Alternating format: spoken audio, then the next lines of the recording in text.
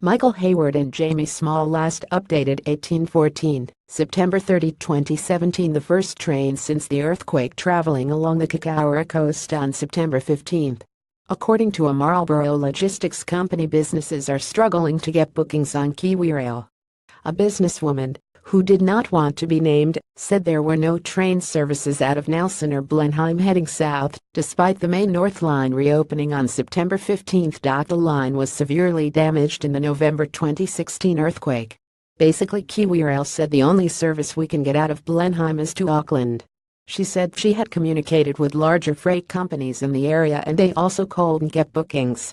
More bad weather closes Nula fixed rail line between Picton and Christchurch. Hundreds welcome first freight train to Cape Moora. Picton to Christchurch railway line reopens for freight. Picton to Christchurch rail line welded together. This has had a serious impact on her business, the woman said. We won't win jobs, she said. We just don't know how we're going to get the freight across. She said alternatives such as trucking and using the ferries would push freight costs up for her customers. This is worse than the earthquake. The earthquake cut off services to Christchurch, but the company was still able to send freight to the lower North Island on trains until recently. There was no compromise. There hasn't been a compromise. They didn't notify us that they were cutting services.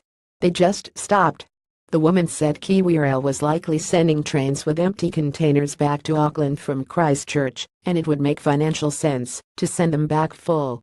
She said kiwirail had told her the service might resume in January. kiwirail's Group General Manager of Sales and Commercial, Alan Piper, said kiwirail and the NCTIR lines had signaled well in advance that the line would be operating at a limited capacity. The first phase of the reopening means kiwirail will be running 2 weekday return freight services, he said. kiwirail is also running trains to support the rebuild of State Highway 1 by moving much-needed roading materials to the Kiwirail roadwork sites.